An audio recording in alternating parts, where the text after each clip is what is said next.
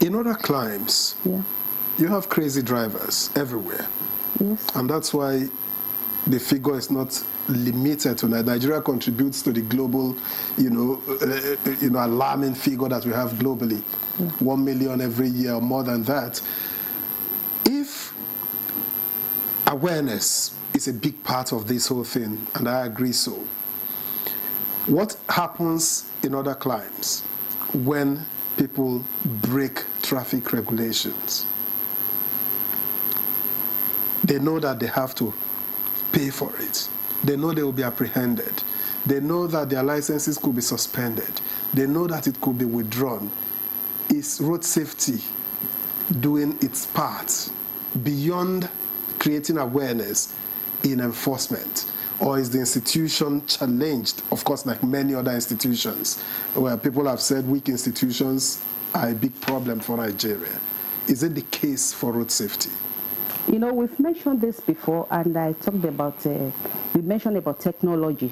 You talked about other clients, maybe where they have this camera, and when you are just going, the camera will just capture your vehicle. We shall get there.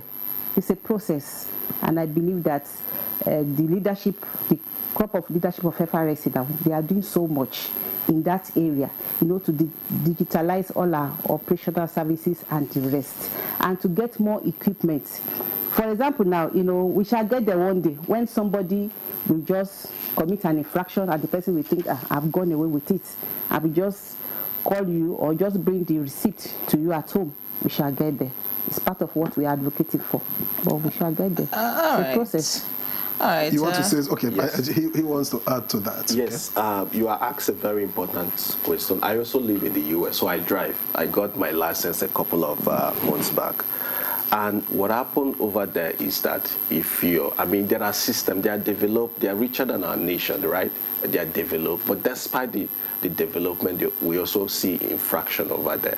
I think the thing is, the point basis that our madam has mentioned, they enforce it. If you're caught driving, if you're caught under the influence, which is one of it's a very big offense, your license is withdrawn. But I like to say that the biggest problem to this is interest. If we bring the kind of urgency that we brought to COVID and see that this thing kill more of our people, not just kill, it destroy our valuable infrastructure, which is the road we spent so much to build. The human being, the economic, attribution, that it cost us. If we place that premium, then we'll begin to invest. You've asked Madam here what are the challenges? Of course, she's worked with the government. You don't expect her to come here and say this or this. But I work side by side with them, and I know the challenges. The challenges is not limited to them. These people are underfunded. Okay. Yes, they need to be strengthened in terms of funding, because this is a critical sector that powers our economy. This is a critical sector that will be responsible for the prosperities of our nation. It's a critical sector that will save life. A lot of people are permanently disabled today as a result of crashes. A lot of families are out of school. A lot of children are out of school. A lot of children they have early pregnancy because their parent, their dad, they lost him to crashing. And so there is need to invest in road safety. There is need to increase their budgetary allocation. There is need to understand that this is a critical aspect of our economy. When we invest in this aspect, we're investing in the prosperities of our nation. In terms of remuneration, in terms of technology, in terms of the infrastructural development. And so these are the issues. We want that kind of urgency that is brought upon issues such as COVID, which did not kill as much people as road traffic crime. Let that urgency be brought into road safety. When we begin to see that urgency, then we begin to see results. People begin to find road safety interesting. And also, when our leader begins to do well, imagine the president or a high profile being getting to a traffic light and stop. And he does that on camera, and all the ministers do the same. And they maintain speed limit, in high-risk places such as marketplaces, business places, school zone, 30 kilometers, because that is the global standard. 30 kilometers in high risk. Imagine all of them do this thing. And every day in Nigeria, just like me and you, we watch them do this. We will learn. Everyone will learn.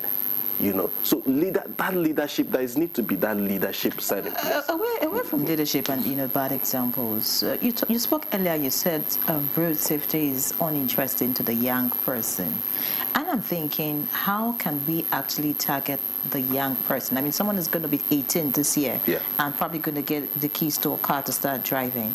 How do we get them to be properly educated? Because I think to some point, some Nigerians just get into their cars without enough knowledge of what it means to be on the road. Yeah. What would be your advice to the FRSC now?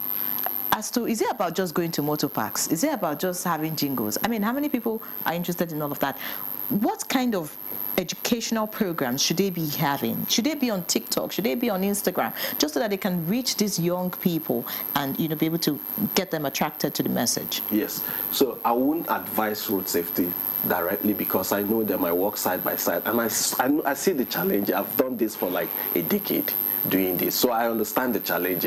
But what I would say is that the government should pay more attention in terms of investment. Invest more on road safety. Give them more budgetary allocation. And then on the other hand, road safety should begin to do program around catching young people. Go on TikTok, talk about road safety. Make road safety interesting.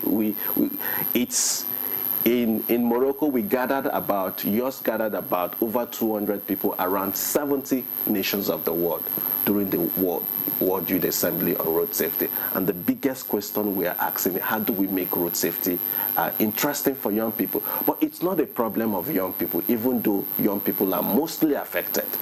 Young people are from families. If I'm a father and I lost my young children, I mean, it affects me, right? So it's a collective responsibility. So first, it has to start with budgetary allocation, and secondly, federal road safety would begin to design. They know what to do. They know. It's just that they are constrained.